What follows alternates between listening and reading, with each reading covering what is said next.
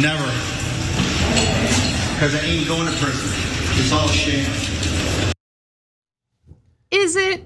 Is it really? Now that was Steve Bannon, one of Trump's top aides and advisors.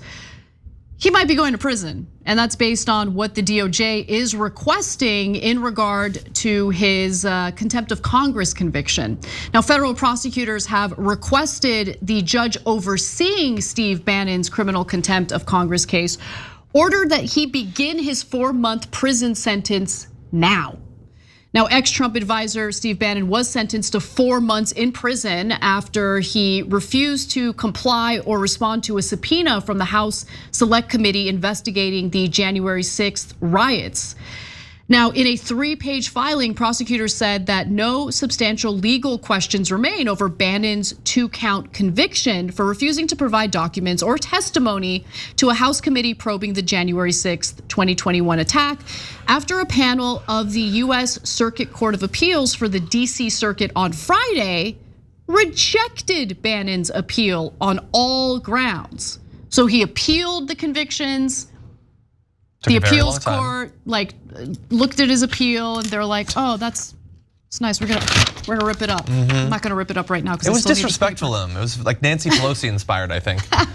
Pausing here to deliver some honest truth as we do in our news coverage as well. TYT is facing challenges, guys, as the entire industry is. You know who could make the difference? You. If you hit the join button below, it's gonna make all the difference and keep us in business. We appreciate you. Thank you.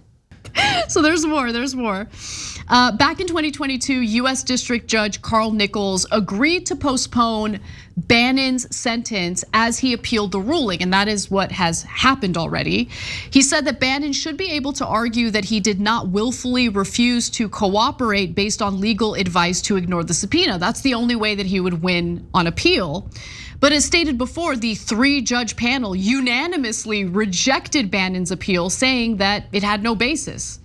The panel of the DC Circuit Court of Appeals said in their opinion Friday, quote, "We conclude that none of the information sought in the trial subpoenas was relevant to the elements of the contempt offense, nor to any affirmative defense Bannon was entitled to present at trial. The judgment of conviction and sentence is affirmed." And it's not immediately clear when Judge Nichols will rule on what prosecutors are requesting here to basically send Steve Bannon to prison immediately to serve the 4-month sentence. However, he has given Bannon until Monday of next week to respond to the DOJ's request. He was originally set to respond by tomorrow. However, he was given an extension after he filed a motion to delay. And that seems to be the tactic with Trump and everyone else in Trump's orbit. Delay, delay, delay. So what do you think about this? Yeah, again, it'll be fascinating to see what he comes up with if he does respond or if he tries to go for some sort of other appeal. Like, he was told he had to come in. He refused to. He knew what the penalty was when he did it.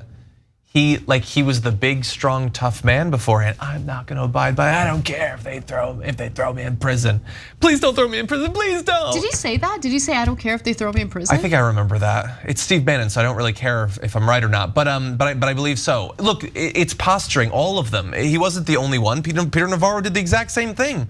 All of them were like, this is not legitimate, we don't have to abide by this, but it was literally the law. Consequences were laid out.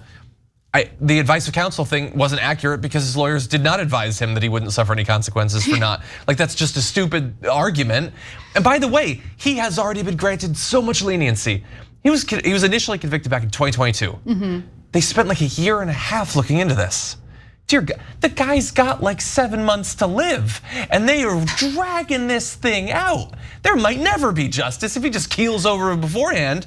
But honestly, like, if he delays long enough, then theoretically, maybe Donald Trump gets into office and gives him yet another pardon like he has in the past.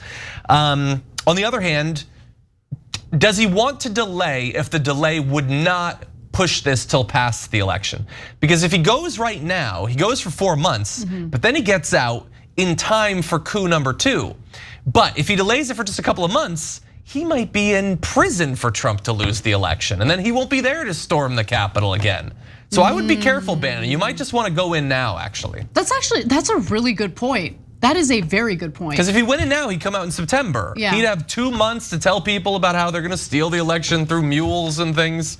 So look, there's a possibility that Bannon is going to attempt to get the Supreme Court involved in this. But if you are under the assumption that the Supreme Court is going to side with him, just don't be under that assumption, because the Supreme Court did not side with Peter Navarro.